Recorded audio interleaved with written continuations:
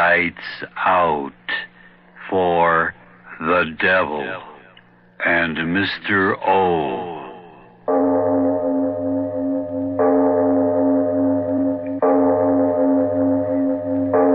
It is later than you think.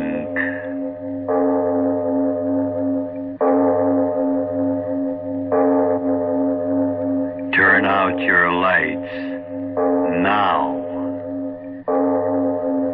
We bring you stories of the supernatural and the supernormal, dramatizing the fantasies and the mysteries of the unknown. We tell you this frankly so that if you wish to avoid the excitement and tension of these imaginative plays, we urge you calmly but sincerely to turn off your radio now.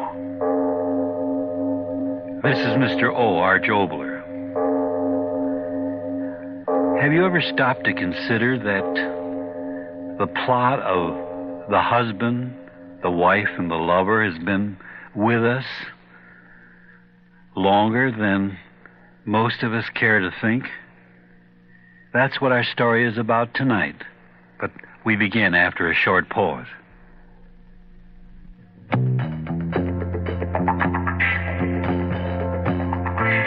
NAACP, NAACP. Say it either way, the initials still stand for the nation's strongest, oldest, most vital, and most respected civil rights organization. Remember, it was the NAACP which persuaded President Truman to desegregate the armed forces. NAACP persistence secured the Supreme Court decision ending segregation in public schools. NAACP engineered the historic civil rights bills of the 60s, and today, among other things, it is actually feeding thousands of indigent black folk across the nation. If we are ever to achieve a single society, the massive strength of this organization must be maintained and enlarged. Won't you join the 500,000 black and white Americans fighting for justice and equal opportunity? NAACP, NAACP. Every day it works for you. Won't you work for it? Join your local branch today. And now, if you haven't already done so, turn off your lights now and listen to The Shrinking People.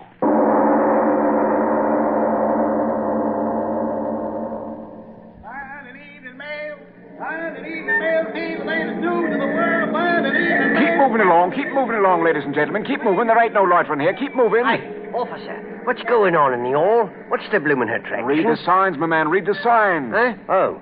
The great Peter Stransky, world-famous explorer, appearing in person in lecture on headhunters of the Amazon. Go, Blimey.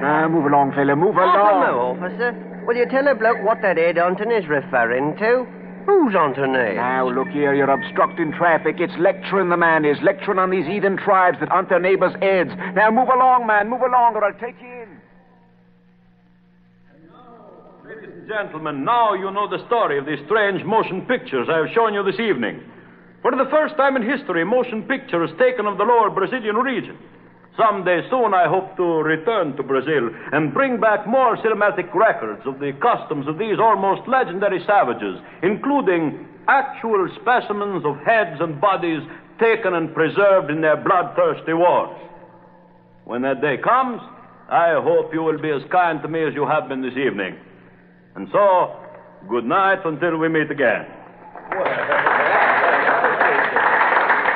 Excellent lecture, Stransky. Excellent. Yes, it went very well indeed. Complete sellout. That headhunting theme meant excellent publicity in all the papers, you know. Yes, of course. Now, if you'll pardon me, my wife... Oh, but my dear Stransky, autographs. They paid to listen to my lecturing and see my motion pictures, not to get my autograph. I'm sorry, my wife, she will be waiting. Come, don't worry about her. She's well taken care of. Eh? What are you talking about? I just passed her backstage, and she had a handsome young gentleman having quite a tete-a-tete, don't you know? You will pardon me. No, John. Oh, come now, Ellen. You must do it. Oh, but John, that's ridiculous. Who ever heard of such a silly thing? I did, and that's why I'm telling it to you. Well, I won't listen to another word. I really won't. Oh, yes, you will. No, I won't. If I might be so bold as to interrupt. Oh, Peter, it's you. I'm sorry to interrupt your most interesting conversation, my dear wife, but we must go. But, Peter, we... Come, I said. The automobile is waiting. But I'd... Very well, Peter. Good night, John. Good night, Ellen. Come. Get into the car, Ellen.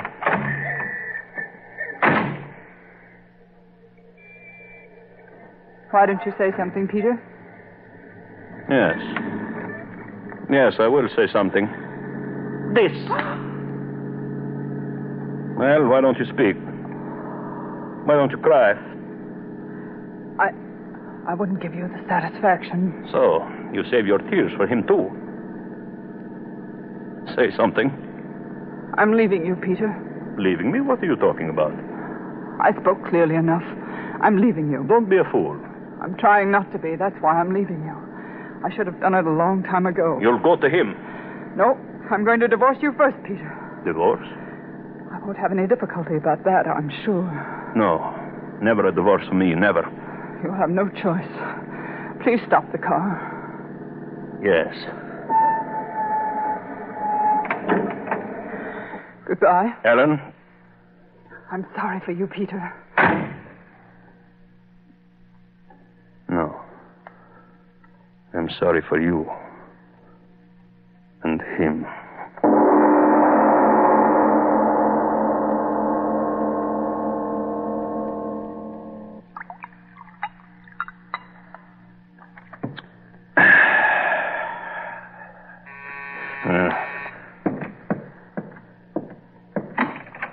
Well, come in, Ellen. Come in. And you too, young man. What do you want of us, Peter? It was very kind of you two to come here and join me tonight. You said it was important, Strensky. What is... His life, perhaps the fault was largely mine. I was not a very good husband. You're acting very decently about all this, Mr. Strensky. All I can say is I love Ellen very much. And you love him, Ellen? Yes, Peter. If we could arrange matters quickly, I mean the divorce and all that sort of thing. Of course. I just said we are together like civilized human beings. And now, if you will excuse me, I will close the door. The servant, you know. He's acting surprisingly well about it all, Ellen. I'm not so sure, John. So, now what I have to say, I say in complete privacy. Peter, just why did you want John and me here? I want you to waive dower rights. Oh, just as you wish. Excellent. So here is the legal form as drawn up by my solicitor. I assure you it's quite in order. You will sign first, young man. Me? Yes, as a witness, you understand? Oh, very well. My pen. No. Use this one, please. Here. Oh, I'm sorry. Oh, John, what's the matter? Oh, nothing. Just a scratch, the pen point. Oh, I'm so clumsy. John, Oh, it's nothing, really. See, the pen point hardly broke the skin. Yes, but it did break the skin. Oh, yes, John. You see a drop of blood. Oh, it's nothing at all. Just a scratch. Unimportant. Why did you laugh like that, Peter? What's wrong? You feel something, John? What? A constriction between the eyes, perhaps? Peter. Or maybe a strange pounding of the heart? Peter, Or what have you perhaps, done? John, your vision blurs. You hear strange sounds in your ears. A great lover? Peter, answer me. What have you done? John, are you all right? Tell me, are you all right? I don't know. My head, it's so strange. Tell me, have you done something to him? Have you? John, look at me, darling. Speak to me. Tell me what's the matter. Yes. John. Yes, speak, John. Ellen, John! Peter, help me. He's fallen. Peter, help me. Help me. Help you? But, John, look at him. Look at him. He's ill, dying. Doctor, get a doctor. Not a doctor, my little wife. Doctors cannot restore even great lovers after the poison of Boracata has entered the veins. Poison. That pen. That scratch. Ellen, you must... So, the thought of your lover's death draws the blood from your head and you faint, eh, my little wife? When you awaken, you will wish that you died with him.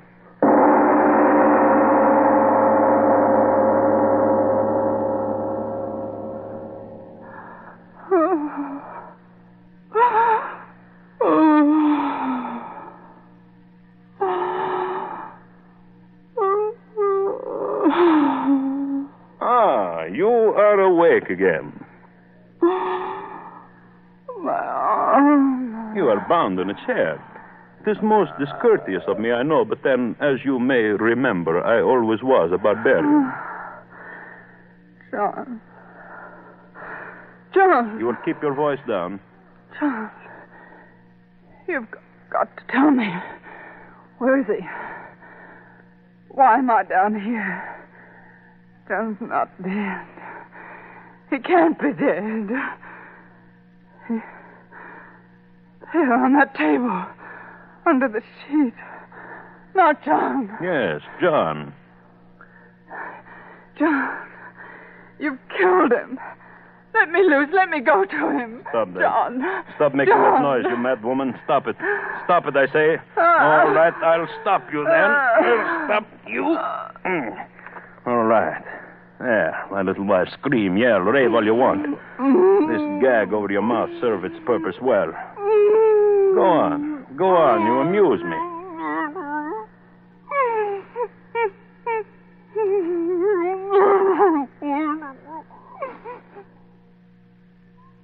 So, now you have discovered it is useless to talk to the gag, eh, Ellen? It is such a waste of effort, is it not? So now that you are silent, I can go on with my work. Most important work. Yes, you were right about what was on this table here. See? I throw off the sheet. And he was such a handsome man. Well, I must get to work. Why, you no longer try to speak, my little Ellen. Does the sight of these beautiful surgical instruments frighten you? They need not. They're not for you. They are for John. Yes, he is dead. Dead. The poison too quickly, but do you think I would let him rest in death? Oh, no. I loved you, Ellen. And as I loved you, I hate you. Watch closely.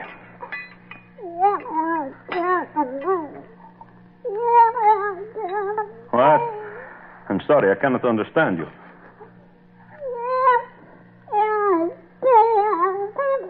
Oh, you ask me what I'm going to do. The knives, sharp knives, you see them? No, they are not to dismember your precious John. Flesh buried, decays, and is gone. I want your dear John with me for a long time. Again, you ask the question. I'm trying so hard to explain. He's dead, and he will be dead. But in his death, he will serve a purpose. You remember I told you my savage Brazilian friends, the Yavaros, have a quaint custom of shrinking and preserving the bodies of their enemies. Well, I studied their methods most carefully. John Douglas was my enemy. Here he lies. And I will do with him as the Yavaros do with their enemies. So, now you understand. When I'm through with him, your lover will be a little leathery-skinned man, a doll-like in size, a trophy for my trophy room. Who will suspect that in that little leathery doll-like figure is the body of an Englishman? And so he will amuse me in his death. Yes. And you will sit there, my little wife. You will sit in that chair for the many days it will take me to prepare the carcass. You will sit and watch me day after day as with smoke and with heat I make the strong body of your lover smaller and smaller. You will sit there.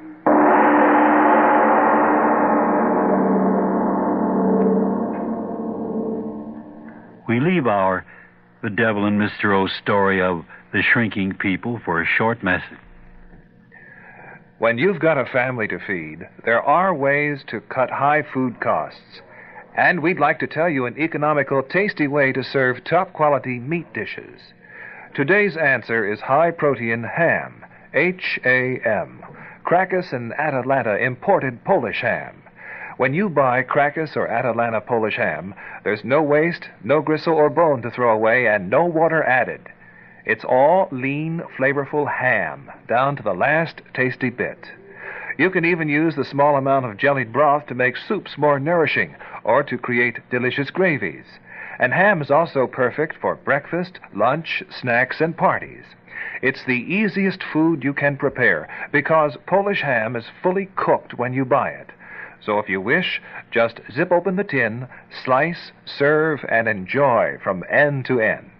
In these days of high food prices, ham is understandably in great demand by economical housewives, so you may find that your favorite market is temporarily out of certain sizes of this fine imported Polish ham. Shipments are now on the way. Thank you for your patience. And now back to our The Devil and Mr. O story.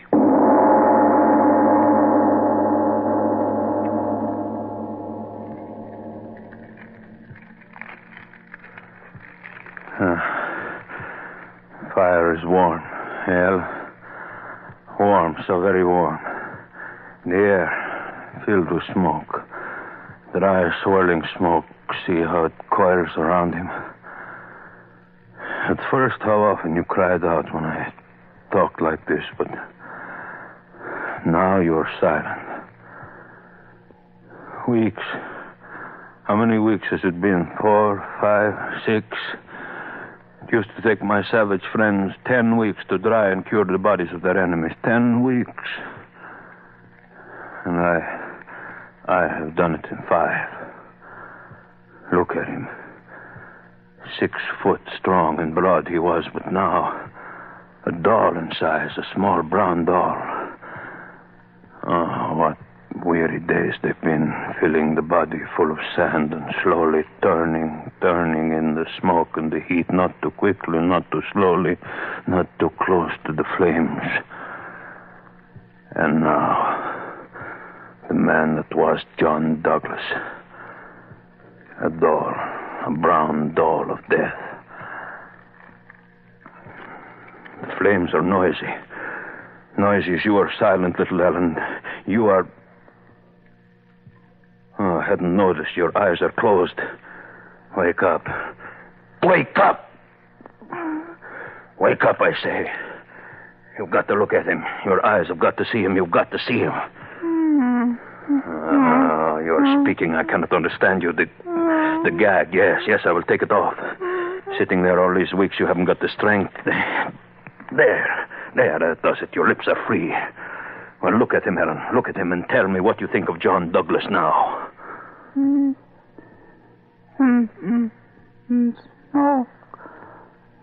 Smoke twisting and twisting around him. Smoke is taking him. Where is he gone? Ellen. Where is he gone? Ellen. Smoke. I'll go to him in the smoke. He's waiting for Ellen, me stop. in the smoke. Stop, you hear? Understand. You must understand. Smoke, he will wait for me. Smoke. What are you raving about? Yes, smoke. See how it curls around him. No. He's waiting. No, stop talking like that. Stop talking like that, I say. He's waiting. The knife, where is the knife? I'll stop you. No! Ellen, all right. Dead. Up on the table with you. I must prepare you, Ellen, for the smoke and the fire. It took me 5 weeks with him, and now 5 more weeks with you. And then you will be as he is. Brown with the smoke of the curing fire. A little doll in size.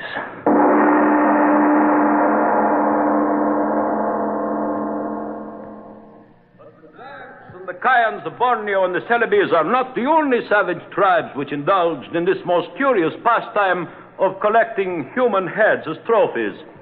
In my travels in far-off places, I have come across at least 20 other races who participate in this strange custom. Let's get out of here, Mamie. Why, the man's as dry as dust. Oh, but who cares about head-hunting men and the likes of that? Let's get out of here and go to a cinema. Squat. All right. And they went raiding and killing their enemies, generally in nocturnal surprises. These savages severed the heads of the dead and returned with them to their villages. Members of the tribe believe their rank in the next world depends upon the number of heads secured. But, unquestionably, the most curious custom is found among the Yavaros of South America, who not only sever the heads of their enemies, but also are known to shrink the bodies of the dead until they are small, almost doll-like in size. These bodies are kept in the large huts and treasured highly. And now, ladies and gentlemen, I have a surprise for you. In my recent trip to South America and my visit to the Uraros, at great personal risk, I was able to procure 2 of the macabre specimens.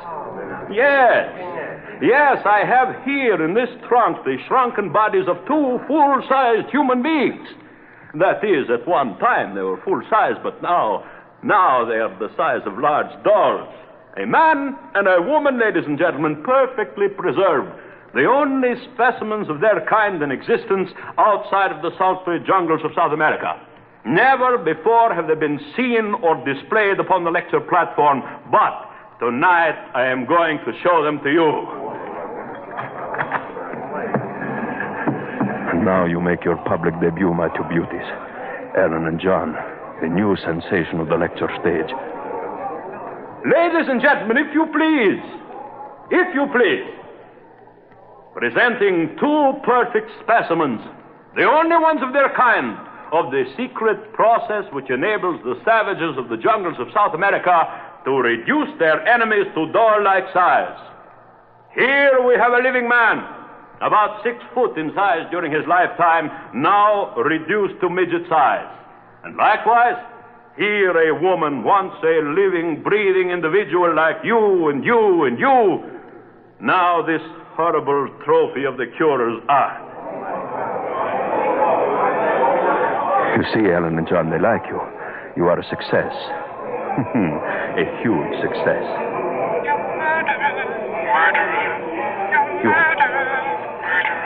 You're talking. No, you cannot talk. Dad, you cannot talk. No, you cannot talk. You're dead. You're both of you dead. Stop talking. Stop.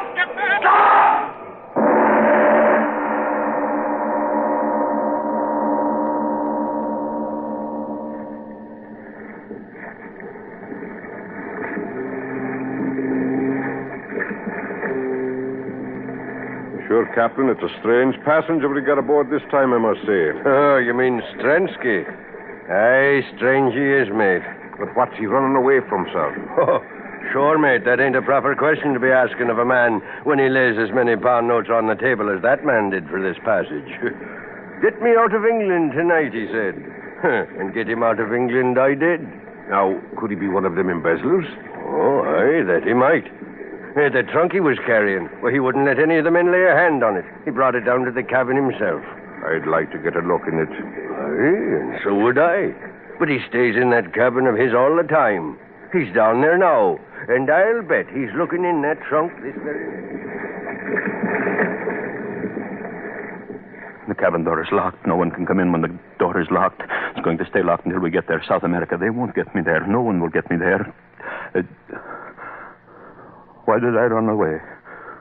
What's the matter with me? No one heard them but I. No one in that audience but I. They're in that trunk there. The 2 of them. Why don't I find out now if no one heard them but I? Why don't I? For sure. Yes, I must. No, they couldn't have talked, not they.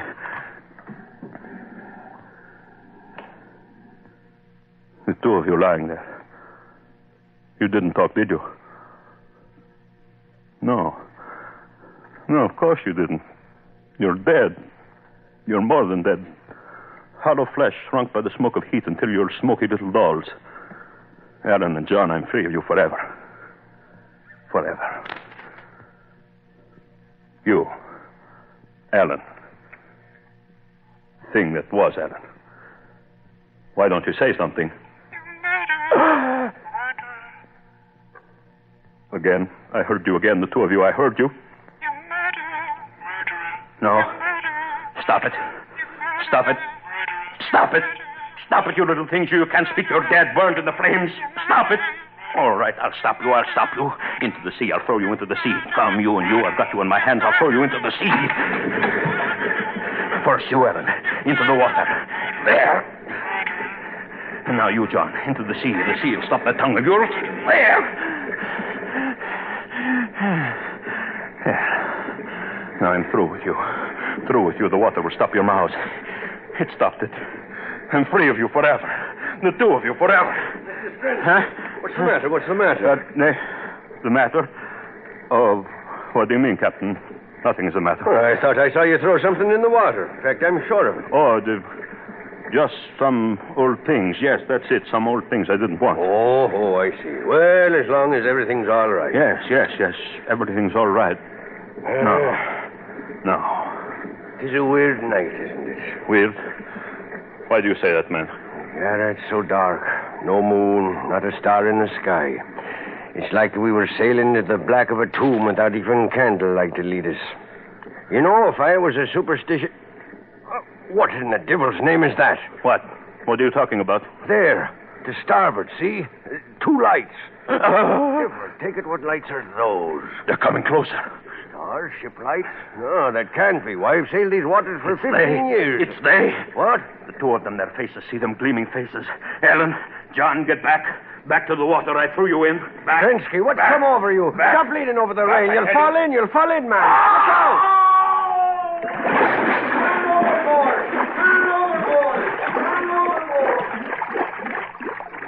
Help! I fell in. Help me. Here. I'm here. Save me. Save me.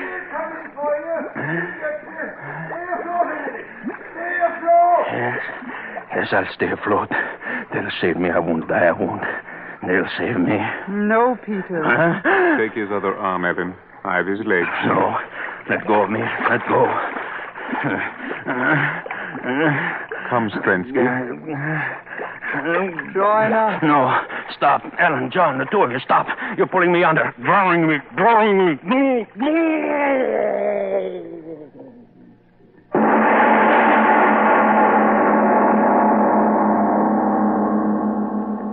Well, I told you this would be a different lover, wife, husband situation. And let me just reassure you, if you see a doll that looks like someone else, maybe it is one of the shrinking people. Hello, this is Angela Lansbury. Won't you jump on the bandwagon with me? This bandwagon is rolling towards a happier tomorrow. During the past year, more concerned people than ever before shared the work of Save the Children Federation. They made it possible for thousands of underprivileged children to receive help. These children did not receive alms. They and their families and communities were helped to help themselves and were given hope and a new outlook through community development, sponsorship, scholarship, and other impetus programs. You too can start a child, his family, and his community on the road to productive independence. Federation programs are expanding on American Indian reservations, in Appalachia, and in many developing countries abroad. Add your name to the growing list of supporters. Contribute to Save the Children, Box 120, Grand Central Station, New York, New York, 10017. That's Save the Children, Box 120, Grand Central Station, New York, New York, 10017. It is later than you think.